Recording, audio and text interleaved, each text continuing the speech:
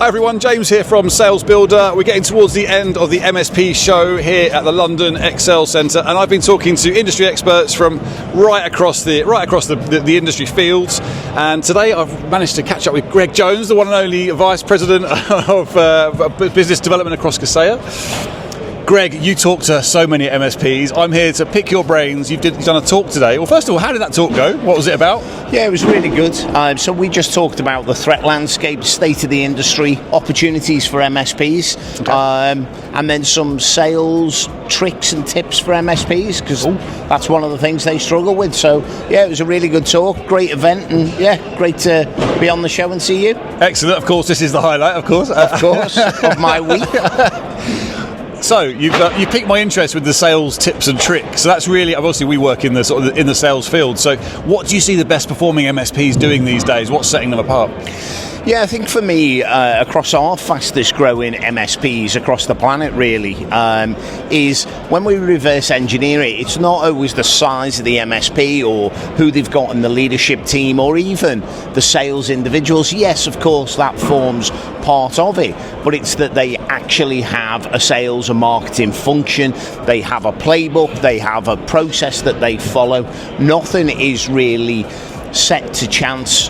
Today's session was what I was saying to a lot of MSPs. My advice and guidance for lots of organisations, irrelevant if you're an MSP or another vertical, is if you're in sales, don't track the number. And that might sound absolutely ridiculous and crazy, but if you track just the number, it's very easy to miss the number at the end of the quarter or the month, because you're just chasing a number that ultimately a sales individual is not in control of, because budgets get pulled, decisions go from yeses to no. You have, this sure deal that's going to go over the line falls away.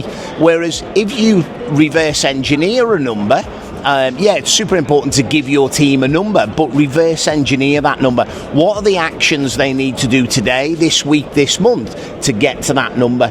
So many MSPs already have the data in their systems. Reverse engineer the data you've got in your system to say, how many deals do I need to close an opportunity? Okay. What is your average size of opportunity? And then reverse engineer the overall number. So in a playbook or a sales cookbook, there should be a list of activities, number of dials, number of networking events, number of quotes, and then you can really control that week by week. If you monitor it and say, we're slightly off here, if we don't correct this now, it's going to affect the number. Whereas if you just track the number, by the time it's off, it's too late to change. So follow a playbook, involve the sales team when you build a cookbook, get them for the ideas, what should go in it, because I'm going to put it out there, every sales individual knows where they're going wrong, whether that's more activity, they're not doing enough of X, Y, and Z. Put that into the cookbook. You think they've got 100? What about, in our business, it's dominated by sort of tech-focused leaders, perhaps who maybe haven't come from a sales background. Yeah. What are the first steps towards getting a sales playbook that's any good, that's useful? What would be in it? What would they put? Well, I think first of all, it's starting at what your vendors that you're working with, and on average, MSPs across the globe work with about 17 different vendors. Mm-hmm. Ask them how they're going to help them support them with sales and marketing activities, because every vendor talks about being a true strategic partner, but yet they're just interested in selling you products and services. Pick up the phone and say, hey, how can you support my business? We're looking to grow. How can you help me on that journey? That's one of the things we're really passionate about at Kaseya, because let's have it right, James, and call it as it is. If they grow, we're going to grow. So we invest a lot back into the community around sales, marketing, helping them with their business operational maturity level. Start there and then look at what the internal skill sets are around sales. Mm-hmm. And it's great if you've got a whole sales team, or whether you're just a CEO, director, owner, you should have a playbook, because it arguably holds you accountable with yourself, because if your numbers are off, you need to do more activity in that, whatever it is, the number that's off. And if you've properly made the sales book by reverse engineering the numbers, The numbers don't lie because they're their numbers. Is that what's in is that the main thing that's in a playbook? Is the tracked activities that lead up to the number, or is there more to it than that? Or no, literally that. Obviously, there's multi-functions in there. You can have, there could be hundreds of things you will put in a playbook. I'm not talking about a sales process. That's very different. A playbook is what an individual salesperson does on a weekly basis to drive sales and drive towards the goal. And it's also as well really good for team morale and mental health. And you might think, what? Why? Yeah. But if a person doesn't hit their number, it affects them, whether they say it does or doesn't. Yes. Yeah. Because they feel as if they've let themselves down. They know their commission's going to be lower. It affects their home life, family time of a weekend. They're worrying about Monday morning or the next week hitting. If they have done all of the activity within their cookbook, and you can put maybe 20, 15 things that you need to do on a weekly basis. What might they be, Greg? Can you give me some examples? Yeah. I'm putting you on the spot here, but what are the best ones to be doing, do you think, as a salesperson? All kinds. Emails going out. Still relevant? Still relevant. Phone calls, networking opportunities. LinkedIn, social, is that still in there? Or? Absolutely. Yep. So it's any activity that is going to drive you closer to a sales result. It could be number of meetings attended each week. Mm-hmm. It could be a sales meeting, 10 quotes a week sent out, because you will have a conversion rate within your business for everything. How many appointments you need to go on before you get that close. Mm-hmm. But also as well, put a fun element in there. Have 1 or 2 networking events that they get to go to, so that the cookbook itself doesn't feel as if it's onerous. It's not a grind. Yeah, it's not a laborious, I need to do this, and this. Yeah. There's some fun elements in there, and you can include whatever you want. The most important thing as a sales leader or a CEO owner, don't build the cookbook yourself. It might sound ridiculous, but involve the sales team. Get them to give their insights and knowledge of... What, like in a workshop environment? Yeah, or just say to them, hey, I was watching James's, whatever this is, video podcast. He mentioned this. I love the concept. What do you think? It drives the number. Because if you explain it to them, it makes perfectly logical sense. The numbers are the numbers and they don't lie. It's in their system. It's just the activities to get there. It's a bit like going to the gym. If you're going to cut the calories and you're going to do the exercises, you're going to get the end result. Ultimately, the right ingredients. Don't get me wrong, there's things that can go pear-shaped, and I'm not saying if you follow a cookbook, you'll never have a bad month in sales, because that's untrue. Yes. However, statistically, if you do those activities, it's going to get you closer to the goal.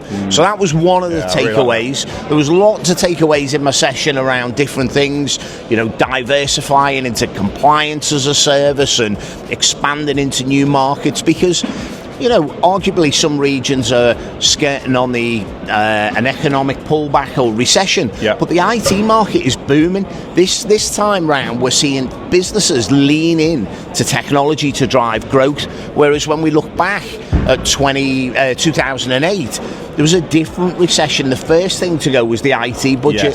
That is not the case now. People are looking for AI, machine learning, doing more with less, taking the human element out of it, automating processes.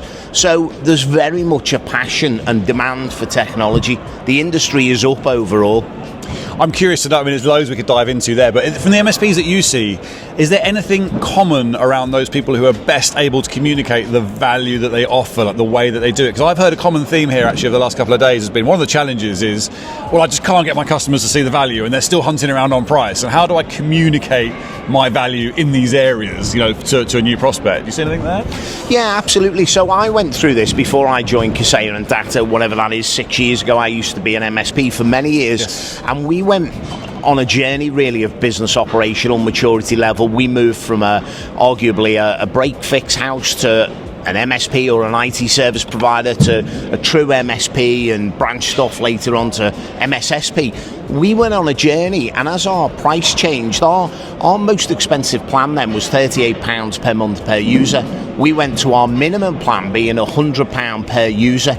Now that was a lot of things were included in that, but it was a totally different sales process. Don't sell on fab, what's the feature, advantage and benefit of a technology. No one's interested. Mm-hmm. What they're looking for is the outcomes of working with you. So it's like when we take it out into the real world, nobody in this world is looking to buy a 1/4 inch drill bit. Nobody. Now there's lots of people out there who want a 1/4 inch hole in the wall. A hole. So they buy a drill bit to get them the outcome. It's That's a skill. That's a real skill to get that conversation going, isn't it? It is, but a lot of it is head trash. These are just quite frank conversations. Understand where a business is at with technology today, where they're looking to get to, and it gives you two different places then. One where obviously they are today.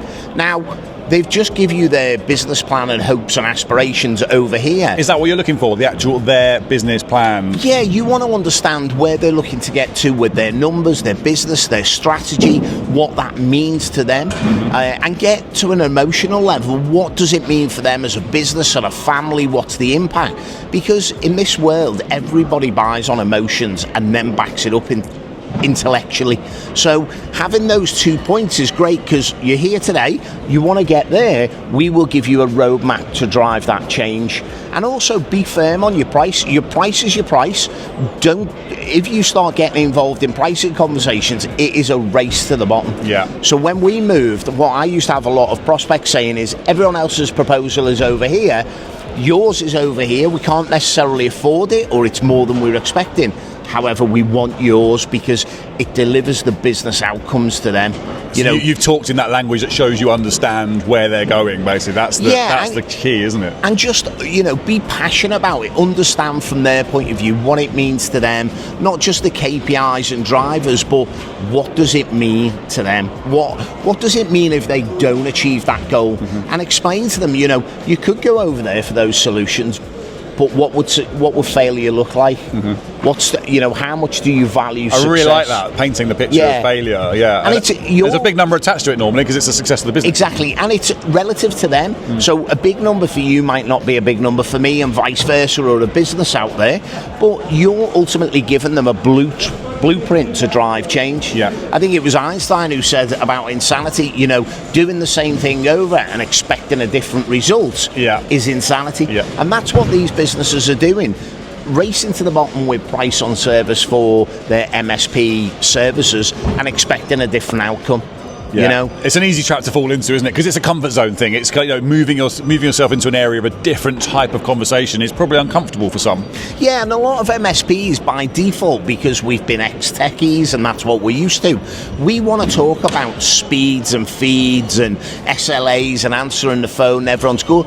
But everyone's saying that, and quite frankly, no one's interested. That's it. Because if I buy your services, I don't want you to answer the phone, because quite frankly, James, I don't want to phone you. I just want my tech to work. So it's a different conversation. It takes time and practice, and don't practice on your biggest accounts first. Find some dummy accounts, but these conversations will then just come naturally. That's always my advice. That's a great piece of advice there, to pick the order in which you attack your kind of client base if you're going to go back with these conversations, for sure. And also a lot of MSPs, as they start this transition, will have to offboard customers that were great customers in the past that are no longer aligned going forward. Start with those accounts.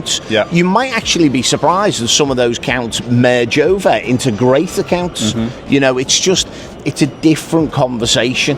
And it's the same for security.